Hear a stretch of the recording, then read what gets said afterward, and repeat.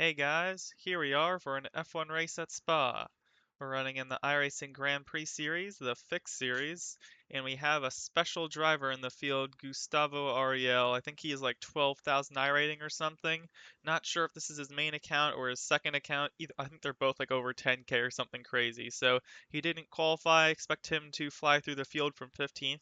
We put in an average lap, I'd say. I feel like we could have gotten fourth, only 2 tenths back. We messed up the final chicane a little bit, but yeah, I'm expecting this should be a one stop for everyone, pretty much. Gonna start on mediums, go past halfway, and then figure out when to pit. So, anyways, definitely gonna be a challenging start here, as always, in these cars, but let's hope we have a good race, and see you at the end.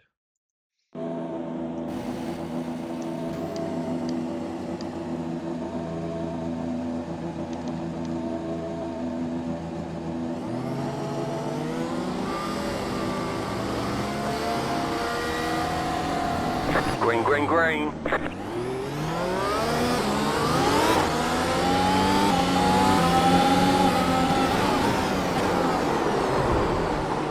Left side, clear on the left.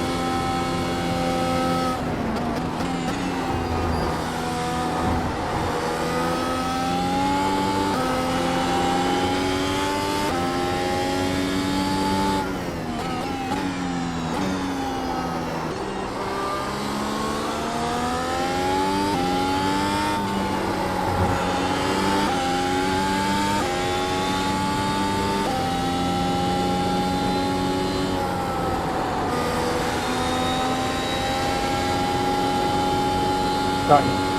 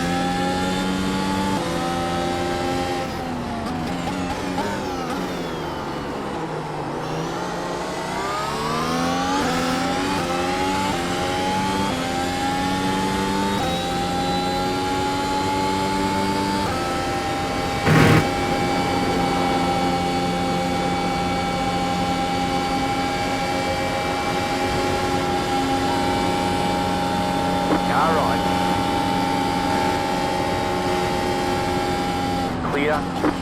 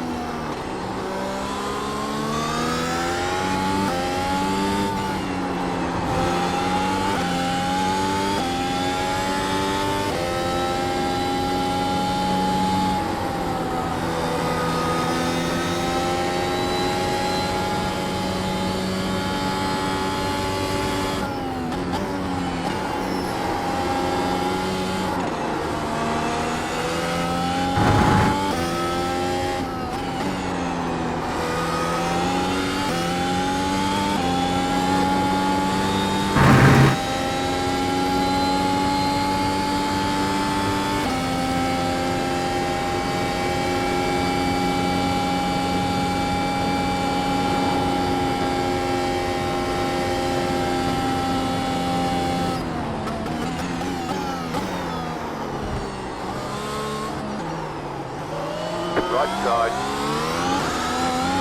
Clear on the right.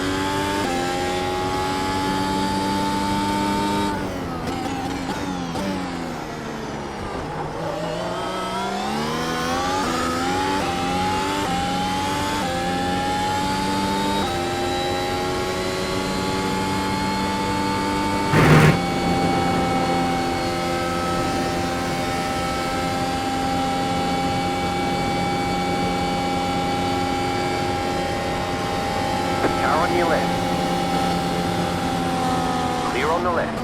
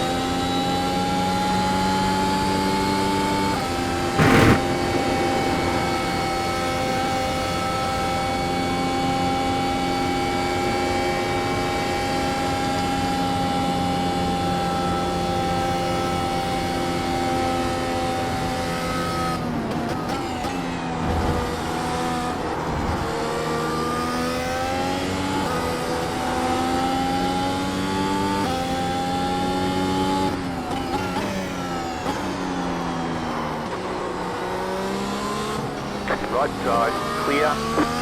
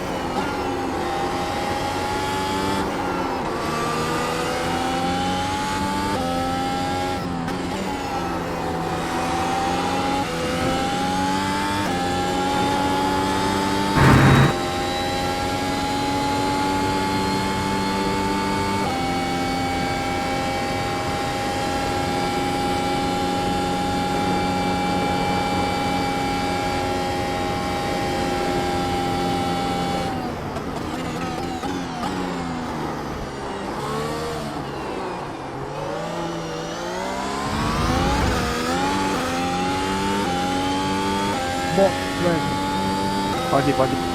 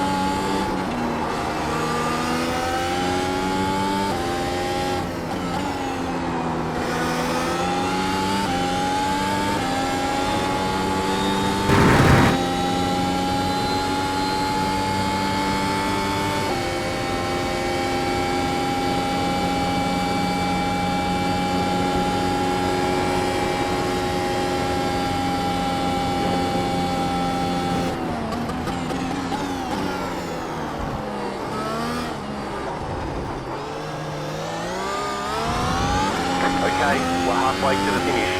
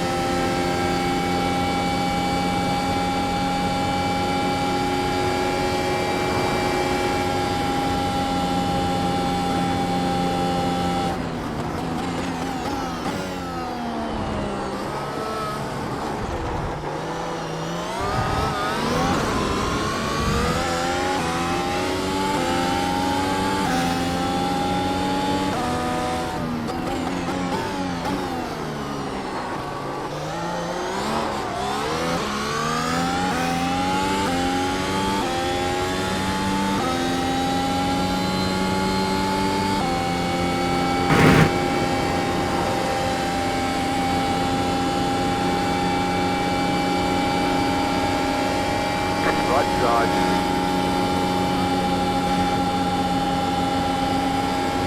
Clear.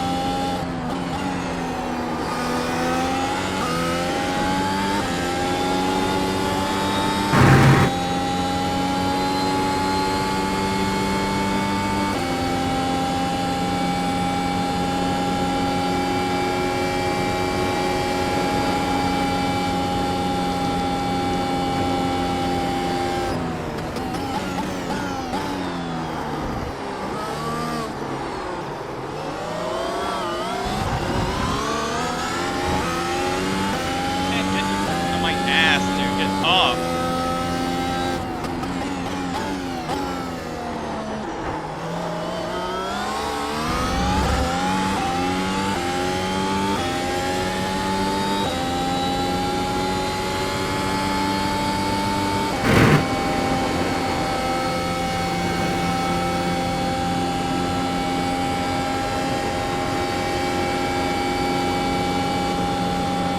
Right side. Clear.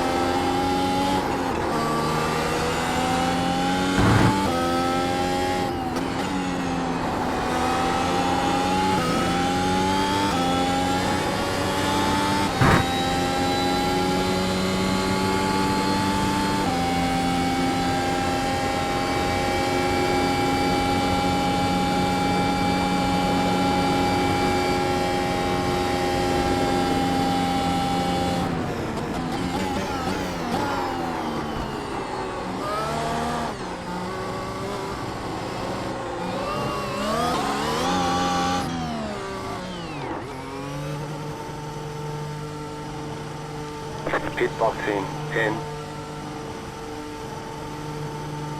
5, 3, 2, 1. Right here. Go, go, go!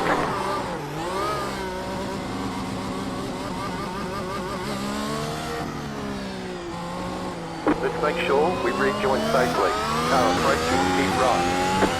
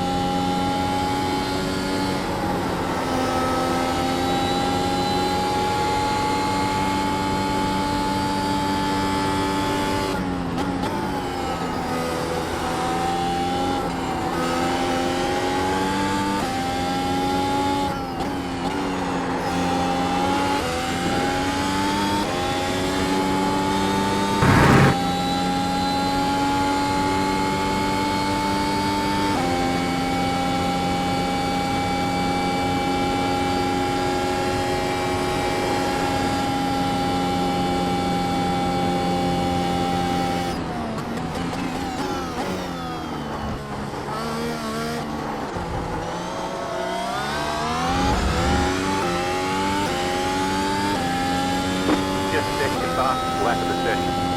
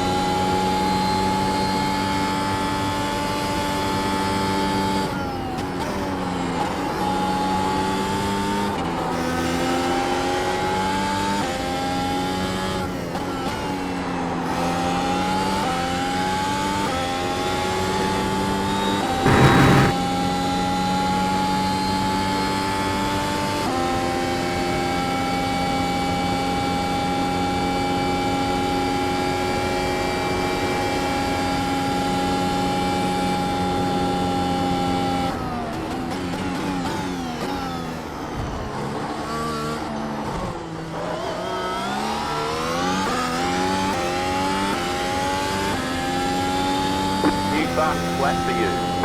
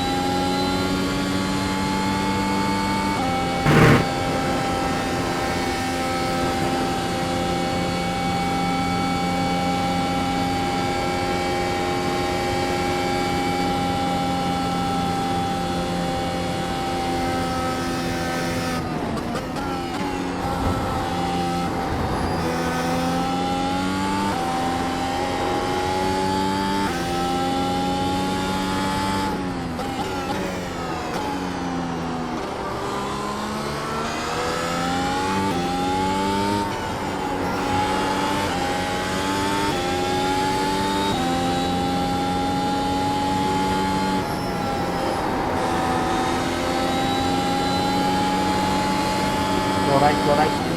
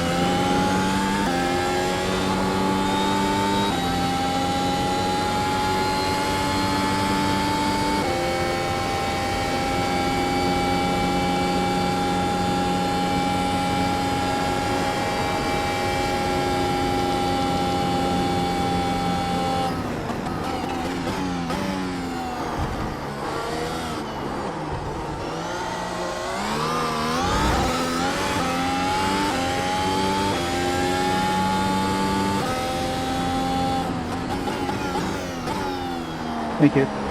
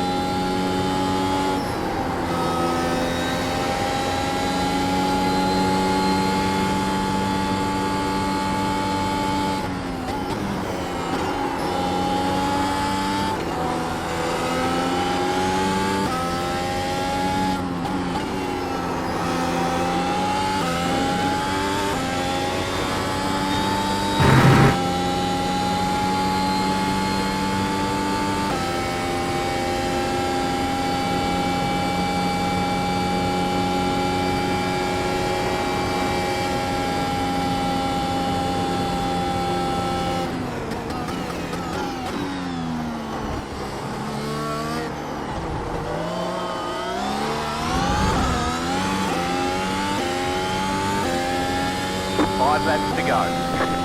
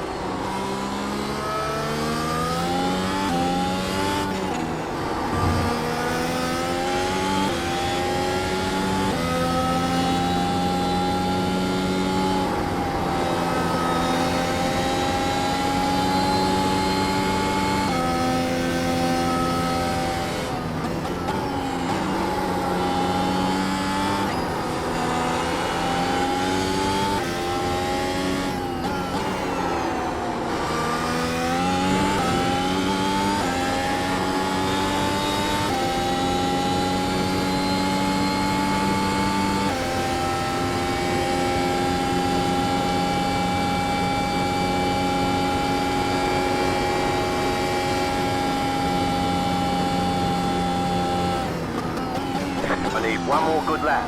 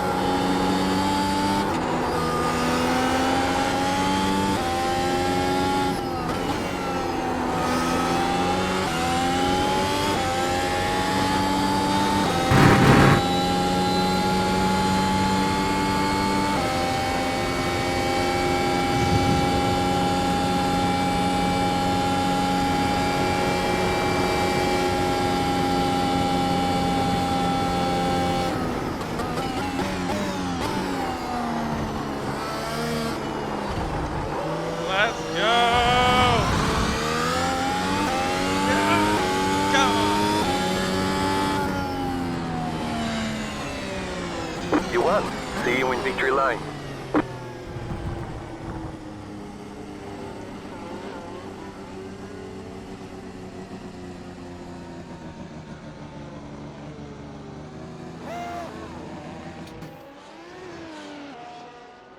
on! Dude. We just won at Spa. Let's freaking go. We beat Gustavo Ariel. Don't know what happened. He got up to like third by lap 2. He may have had a spin or something, but we did the one stop. Second place did the two stop, and they were coming back. Man, they were coming back quick. I think were about 11 seconds back when they came out of the pits, and they had, I think, 3 or 4 lap fresher tires than we did, and they closed that gap down from around 10 or 11 down to 4.5. And I was just praying that the drop off wouldn't be that bad. It was like the tires were just incredible for like the first 3 or 4 laps, and then they started to slowly go down, but then there was never a huge drop. It kind of started to plateau a bit there. I mean, I feel like I was hanging on to like mid 48s for a good amount and then dropped to the 49s. Man, these soft tires are so much quicker than the mediums. I do wonder whether the play was to do hard then soft instead of medium and soft. But either way, man, that start though, 7th to 2nd, I'll need to see that start one more time. I'm just waiting until the timer runs out so I can do burnouts, and the timer is out. We can do some burnouts. Let's celebrate that win.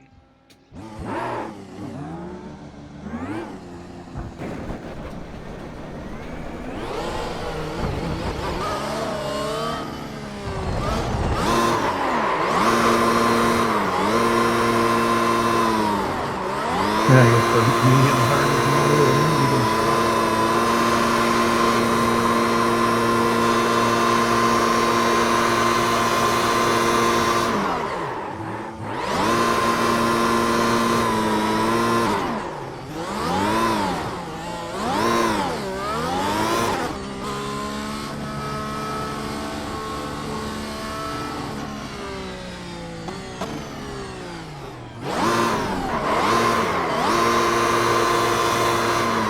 Okay, the race is over. Bring it on in.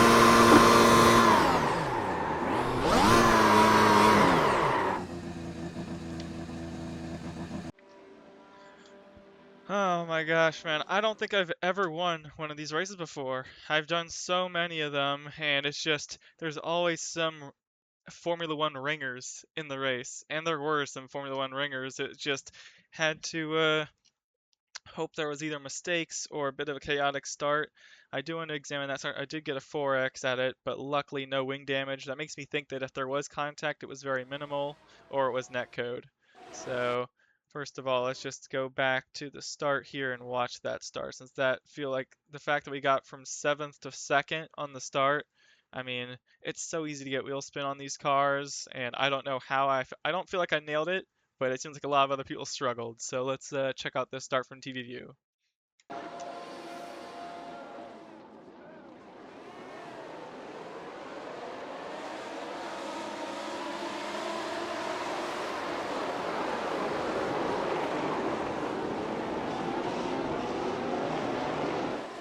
Yeah, there was a lot of chaos, but I don't think I was the cause of it for sure.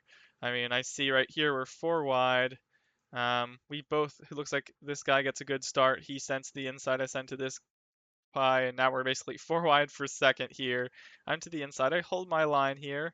I could hold a bit tighter, but there's no reason for me to make my corner any more shallow. Plus, I actually at this point, I think we're probably 3 wide, at least from my perspective. I don't know that we're 4, so I'm trying to open up as much as I can, still giving this car room, of course. Then he locks up. I don't know if it's the fronts, the rears. It looks like the rears a bit here. So easy to do on really cold tires on the start and a full tank. Plus you never practice the braking zone from a grid start here, so combination of challenging factors. You have to be so precise here, being 4 wide, ends up locking it up, no problem of his own. Tags this car here, and that guy on the outside just lost it on his own. So, I mean, yeah, the whole incident was due to Easton not getting a great start and then making a small mistake. Nothing egregious, of course, nothing over aggressive, just something easy to do. Probably applied too much brake pressure, rears lock, tag the guy on the outside, and look how close we were to getting involved. Look how freaking close this is. If we go over to us, this could not have been closer. I mean, his wing right on top. Just watching this right next to our side and slides out. I don't know how close the netcode goes with like floor damage or something, or even it could have given us suspension damage, anything based on that super close drift. But man, I could not have played out not necessarily better for us, but I mean, we tried to hold as tight as we could and avoided contact. Now let's see what happened to this car on the outside who lost it on his own. So this is Jaden Neal. Once again, I don't know if he's trying to avoid car spinning or if he just overshoots. Let's watch this from chase view.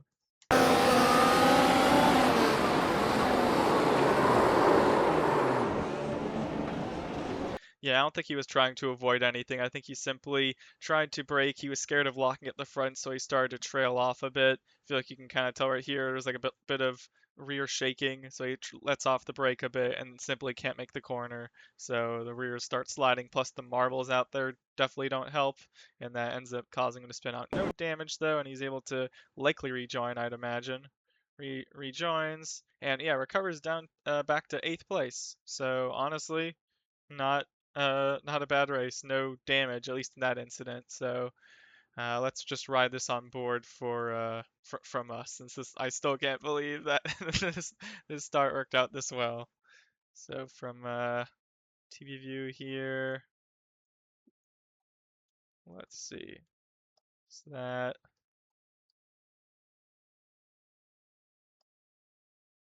okay, something like this should be good.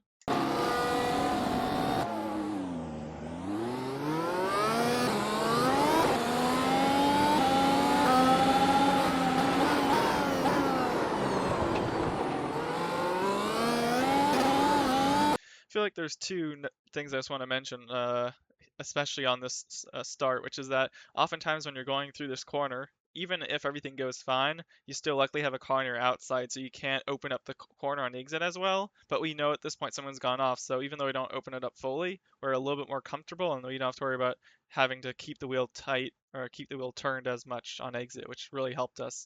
The second thing was everyone always talks about the phases of the start here on the grid. There's like an early phase and a second phase. It's like the early phase was pretty good, but I feel like it was the second phase that really helped us. Like as soon as we can get to half throttle as the clutch is fully releasing, that's when I feel like the start really helped us. So is there anyone else behind? I know there was Gustavo. Let's see his start.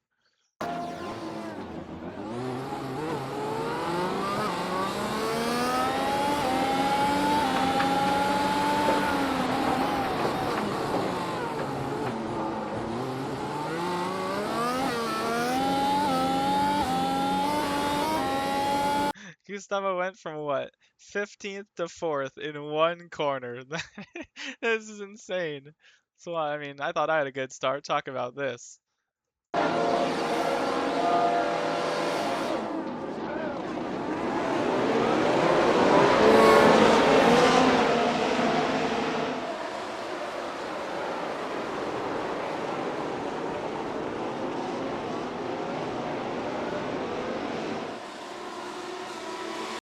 Yeah, so that is absolutely the dream start. And at this point, he's like, what, 3 seconds behind us? So there's clearly something that happened. Here he's going for a move on third, gets put onto the grass, tries to get ahead.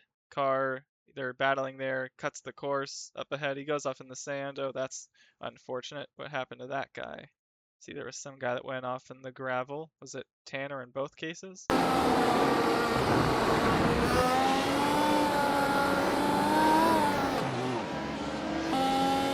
Yeah, it was just a case of getting too quick on the throttle there.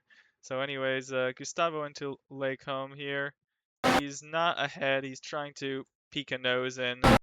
And as he peeks a nose in here, Vernon just misses the corner, takes the shortcut, stays ahead though, but gets to slow down. I think he likely serves it, but that because of that mistake, I think he's able to stay ahead. See, he's trying to slow down here. I think it's probably already been served. And now Gustavo's trying to make a move on third, goes to the outside, and man, what work he had to make to try to make that move stick. Let's watch from TV view for this battle for third.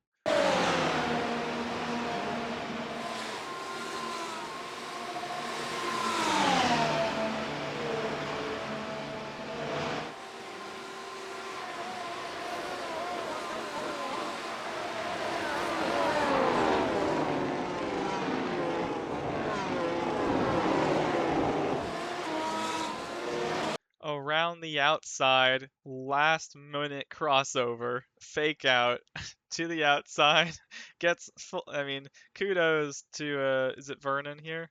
Yeah, for him for not pushing him off the circuit. It is close, but I feel like that if that was real life, this would be a fair pass. Does he go off the circuit to pass? Let's see. He's alongside here. I mean, he is 4 tires off. I guess that is questionable, but he doesn't push him off per se. It's a iRacing. There's no problem, of course, but in real life, I wonder how they would call that. Um, Anyways, it puts him up to third, and you can see he's still not far behind, but he got in the gravel there, and now Vernon has a run on him with DRS side by side, and man, there's the drama, and the fact that Gustavo still recovered to only finish 15 seconds back after that. Let's watch this full speed.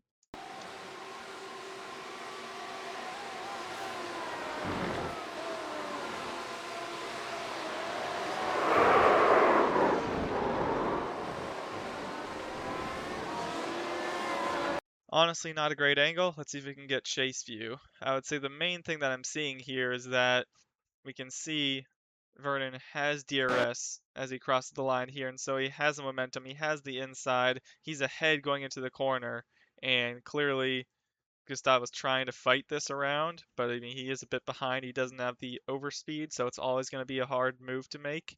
Slow motion.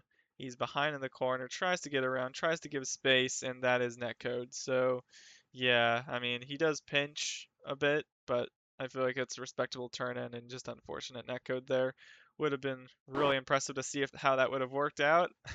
But luckily, Gustav was able to recover, but loses lots of time and, more importantly, positions and dirty air to fight through. So at the end of lap 2 here, he's down to 13th and has to fight all the way back. So yeah, if that didn't happen, I think there's no chance that we get the win. So definitely needed some luck there. And what happened to Vernon? Where was he? Wait, did he get? Where is Vernon? He ends up getting wrecked out. But it's 36 laps down. So something tells me that there was an incident for him after. I mean, Vernon going for this move, I mean, it's absolutely nothing wrong, and he's totally in the right in my opinion. Looks like he's still okay. Any wing damage is, I would say, not visible. I don't see. Yeah, the wing looks fine to me, but he still has a train of cars right behind him, so I'm suspecting some more DRS trains to form up here. He's trying to pull away. I think he does actually right here. So just seeing if anything happens. Lap 3. He's trying to push to catch up to the next cars. Where did he start? Did he start? He started 20th? He's, no, sorry, this is the he started 5th. Okay. So here we are, lap 4, and this is where or no, we should expect something to happen lap 8, right? So he's lost some time here, and now this is Travis. And Travis is who I ended up was it, he finished second? No, he finished 4th. It was Wesley. So, and just to confirm, Wesley is in the lead right now, right? Yeah, he's the guy that did the undercut. Vernon currently running in 3rd behind me and Wesley. And as we start lap 8 here, once again, really close train, expecting a run into Lake Home. Here it goes, and got this time he's on the defensive end, and it doesn't work out. So let's watch this full speed now.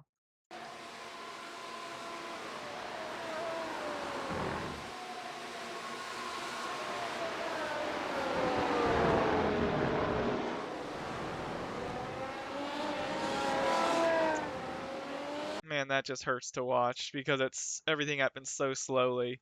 It's not, I mean, let's see the chase view now.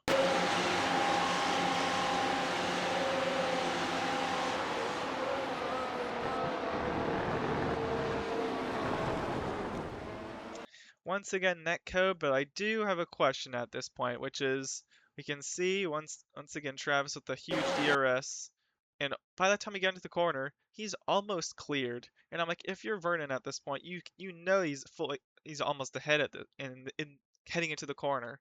So why don't you just let him go? Because if you're side by side, you're gonna lose time together. I would just let him go at this point. So the fact that he chose to hold the line and not just coast and follow single file, I mean, it's not implying that you're going to get wrecked, of course, but you're going to lose time, and it's a higher risk anyways.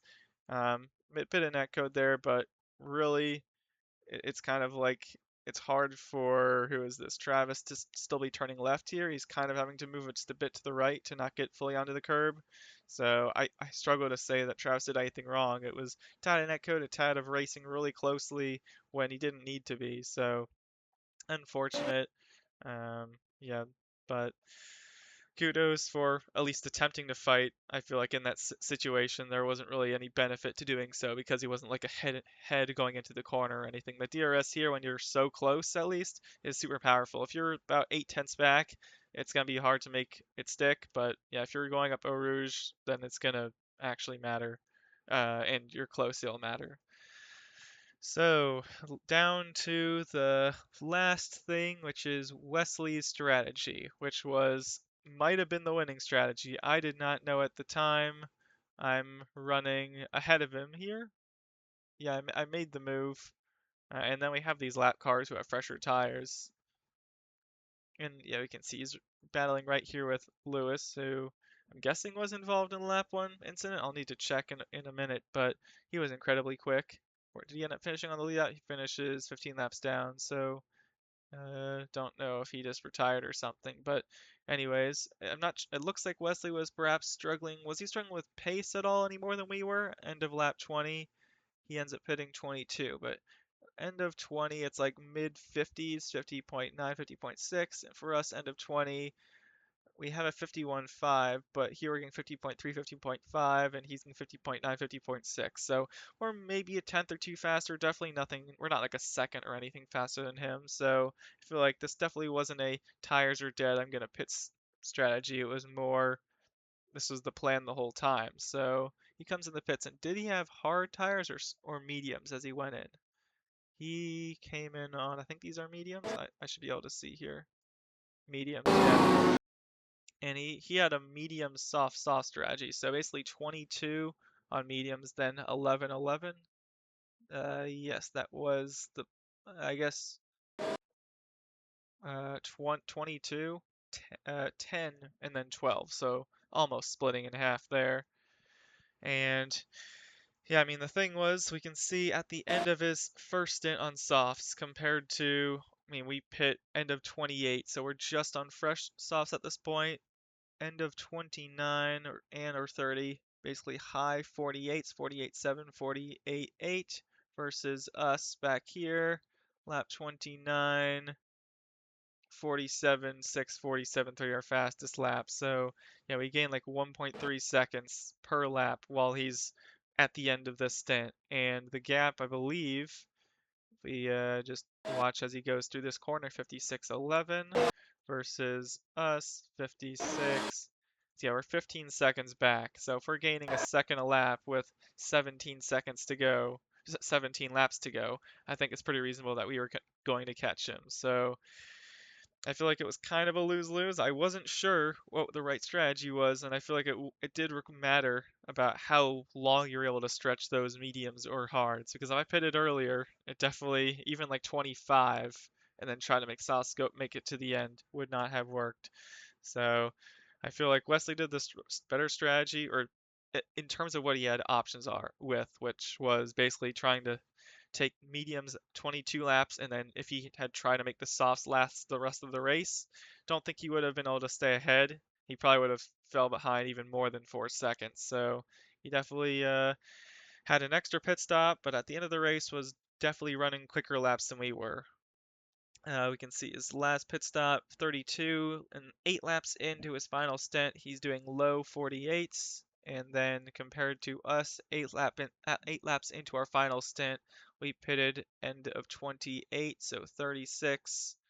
I guess we're still high 47s. We eventually fall down to high 48s with 3 laps to go, but yeah, lap tires started to even out at that point and allowed us to hang on to the win, which I still can't believe. So really came down to that start and one stop versus two stop strategy. So finally, last thing we'll see is what happened to Lewis here because he was really quick. Let's see where he was on the start. He's back here in fourth. Oh, was he the one that got tagged, huh? He went here, got spun, had to wait for the field, went back through, but that's is there something that damaged his car? Because his car seems, oh, that would do it. This broke his front wing there. Was there someone else that tagged it, or was it just this contact there? Anything else right?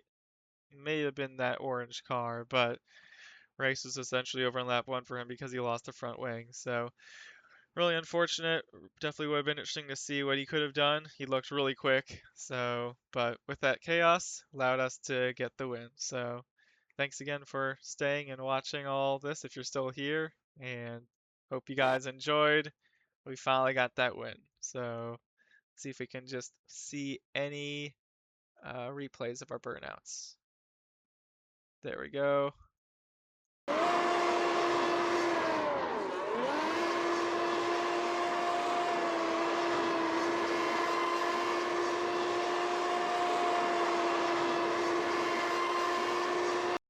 See you next time, guys. Bye.